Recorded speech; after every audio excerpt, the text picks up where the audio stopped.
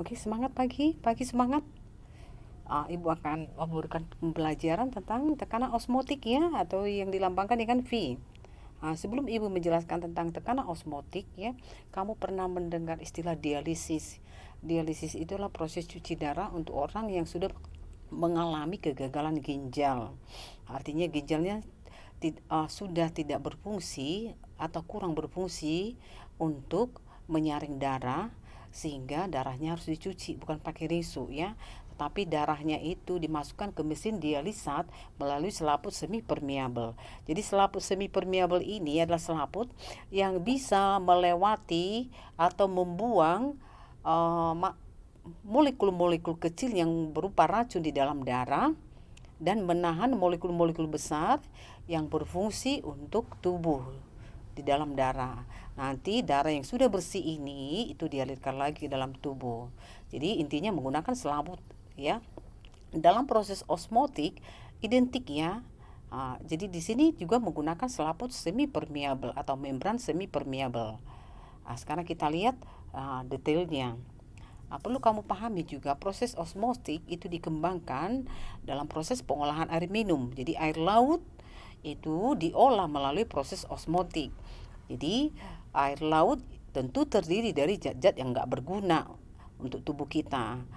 Nanti zat-zat yang nggak berguna itu dilewati, disaring oleh selaput semi permeable, sementara nanti zat-zat atau mineral yang ada di dalam air itulah nanti yang bisa dipisahkan. Jadi intinya menggunakan selaput semi permeable. Oke, perhatikan. Proses osmosis itu adalah perpindahan molekul pelarut melalui selaput semi permeable dari larutan yang encer, ingat ya, dari yang encer ke larutan yang lebih pekat, atau dari yang konsentrasinya rendah ke konsentrasinya yang tinggi. Ini gambarnya secara jelas ya. Ini terdiri dari tiga boleh dikatakan tabung reaksi besar lah ya, gelas kimia ya, gelas kimia atau bijana boleh lebih tepatnya ya. Terdiri di dalam bijana itu diisi larutan encer yaitu A ya, ini A juga. Kemudian ini tabung, tabung, tabung, tabung. Tabung ini berisi larutan B. Larutan B itu lebih pekat. Ini larutan B lebih pekat. Ini juga tentu larutan B ya. Kemudian ini adalah membran semi permeable atau selaput semi permeable. Ini juga selaput, ini juga selaput. Kita lihat pada gambar 1. Air di dalam larutan A atau larutan encer berpindah ke larutan B atau larutan pekat melalui selaput semi permeable. Jadi air dari sini, dari larutan A, masuk melalui selaput ini ke dalam larutan B. Kita lihat gambar kedua. Gambar kedua, volume larutan B bertambah atau terjadi proses osmosis. Kamu lihat ini bertambah volumenya segini. Kenapa bertambah? Karena tadi air masuk melalui selaput semi permeable sehingga tinggi dari tabung B bertambah. Kemudian untuk gambar ketiga, kembali tinggi dari gambar 1 dan gambar B, gambar 3, tinggi dari larutan B-nya itu menjadi sama ya. Ini tingginya sama kan? Artinya tidak terjadi proses osmosis. Tahu gambar 3, kedua larutan kembali ke dan semula-mula, tidak terjadi proses osmosis. Kenapa? Karena di sini ini biasanya dilengkapi dengan piston ya. Jadi ini ada tekanan berat ya di sini. Karena diberi tekanan yang sama dengan ini, tekanan osmotik. Diberi tekanan yang sebanding dengan ini supaya tidak terjadi proses osmosis. Untuk mendapatkan kondisi larutan pada keadaan mula-mula dibutuhkanlah tekanan osmotik sebesar V. Bisa dipahami ya. Jadi tidak hanya menghafal rumusan proses osmotik itu seperti apa, itulah gambarannya. Tekanan osmotik sebanding dengan konsentrasi larutan. Konsentrasi larutan yang molaritas. Rumusnya V sama dengan MR kali T. R itu tetapan, R itu ada yang tahu satuannya apa? R itu satuannya adalah ini 0,082 liter atmosfer, mol min 1, Kelvin min 1. Jadi suhu yang kita gunakan adalah suhu Kelvin ya. Kelvin itu adalah derajat Celcius ditambah 273 ya. Nah, untuk molaritas, kalau kamu pengen gunakan rumus boleh. Molaritas itu adalah gram terlarut dibagi mr-nya dikali 1000 per gram bukan gram tapi mililiter larutan ya. Oke. Nah, sekarang kita teruskan. Nah, nih, ada kamu nanti kenal ada istilah isotonik, hipertonik dan hipotonik. Kalau isotonik, tekanannya sama. Tekanan sama tentu konsentrasi kedua larutan sama sehingga tidak terjadi proses osmosis tentunya ya. Nah, sekarang kalau hipertonik itu konsentrasi kedua larutan berbeda. Konsentrasi yang lebih pekat disebutlah hipertonik. Konsentrasi yang lebih pekat disebut hipertonik. Ini contohnya nih. Contoh aplikasi hipertonik ya. Misalnya nih, ada sel bakteri ditempatkan di dalam larutan hipertonik. Hipertonik tadi konsentrasinya besar. Sehingga air dari dalam sel bakteri akan berpindah ke larutan yang lebih pekat. Nah, sehingga bakterinya kisut atau disebutlah itu istilahnya krenasi ya. Ibaratnya gini. Ini tadi bakterinya. Bakteri ya. Ditempatkan di dalam apa nanti? Larutan yang ini larutan yang hipertonik. Hipertonik berarti konsentrasinya besar nih konsentrasinya. Tentu proses osmosis itu berpindah dari konsentrasi rendah, ini berarti konsentrasinya rendah, ke konsentrasi tinggi.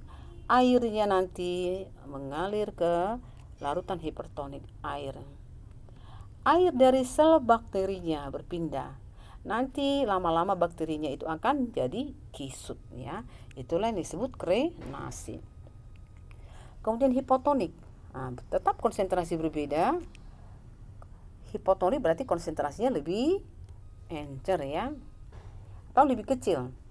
Misalnya nih, sel darah merah diletakkan dalam larutan hipotonik, konsentrasinya lebih kecil. Air dari pelarut berpindah ke sel darah merah, sehingga sel darah merahnya nanti bengkak. Ibaratnya gini. Ini adalah sel darah merah tadi, sel darah. Ini larutan yang hipotonik. Ya. Sel darah merahnya ini berarti konsentrasi lebih tinggi. Hipotonik ini nanti air dari hipotonik berpindah ke sel darah airnya. Sehingga sel darah merah tadi itu kemasukan air dan dia akan jadi bengkak ya, membengkaklah dia. Sehingga nanti sel darah merahnya setelah bengkak bisa akhirnya pecah ya. Itu istilah-istilah isotonik, hipertonik dan hipotonik. Karena kita ke contoh soal ya. Biasanya anak-anak lebih cenderung langsung soalnya sajalah bagaimana. Gini.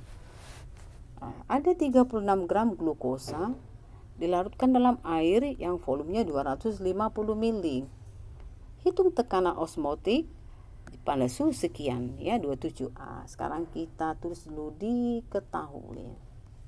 diketahui inilah disebut terlarut ya, dilarutkan glukosa berarti massa terlarut 36 gram. Kemudian volumenya menjadi 250, berarti ini adalah volume larutan 250 ml. Kemudian suhunya, berarti ini adalah T-nya karena Kelvin adalah 27 ditambah 273. Sehingga suhunya di sini adalah 300. Oke, ditanya tekanan osmotik berarti ditanya adalah V. Masukkanlah rumus V sama dengan M kali R dikali T ya. Rumus M tadi sudah Ibu berikan adalah gram per mr kali 1000 per mililiter larutan. Ini rumus dari molaritas ya. Kalau R-nya tadi sudah ada 0,082. Suhunya berapa? 300. Oke, masukkan angkanya, gramnya terlarut 36. MR-nya 180. 1000. Volume larutan 250.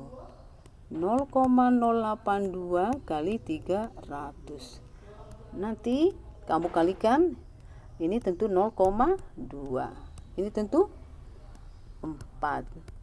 Ini tentu berapa nih? Nggak salah ini 24,6 ya. Sehingga tekanan osmotiknya yuk berapa? Oleh kamu hitung. Tekanannya menjadi 19,68. 19,68 atmosfer ini ya. Oke. Sederhana ya hitungannya ya. Kemudian ini ada soal yang kedua. Sama dengan soal yang tadi, hanya diganti naftalena ya. Kalau tadi glukosa, ini naftalena. Kamu coba sendiri ya. Suhunya ada, volume larutannya ada. Ibu lanjutkan ke soal yang berikutnya. Ini tekanan osmotik darah pada suhu sekian adalah segini. Berapa glukosa yang dilarutkan dalam air supaya bisa digunakan jadi infus ya pada pembuluh darah? Kalau orang sakit kan biasanya makanan dia gak bisa makan, gak bisa lewat mulut, biasanya dia dipakai infus itu biasanya ada glukosa, ada pakai NaCl ya. Jadi tekanan di dalam darah harus tahu dulu supaya bisa dimasukkan glukosa masanya berapa di dalam infus itu ya. Jadi nggak boleh sembarang. Jadi harus samakan dengan tekanan darah. Jika tekanan darah, jadi di sini diketahui tekanan dalam darah itu 4,92. Suhunya tadi kalau 27 sama aja 300 Kelvin ya. Kemudian volume larutannya di sini adalah 100 ml. Kemudian yang ditanya adalah massa airnya.